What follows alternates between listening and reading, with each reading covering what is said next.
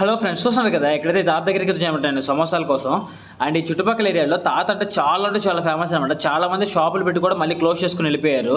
And తాత చూడండి, మంచిగా బఠానీ అండ్ ఆ లోపల వేసే మసాలా మొత్తం కూడా నీట్గా లోపల అసలు ఎంత ఫాస్ట్గా చేస్తున్నాడో చూడండి. అసలు నాకైతే సమోసా తినేటప్పుడు నాకు అర్థం కాదు ఇవన్నీ ఎలా మడతేశారు, ఎలా చేశారు, లోపల ఎలా పెట్టారు అనేది. అండ్ తాత మాత్రం చూడండి ఎంత ఫాస్ట్గా వేస్తున్నాడు. అండ్ ఇప్పుడే వేసాడు అనమాట ఒక వాయి అయితే మాత్రం. నేను ఇప్పుడే వేడివేడిగా కావాలని చెప్పేసరికి ఇప్పుడే వేసాడు, తీస్తున్నాడు అనమాట.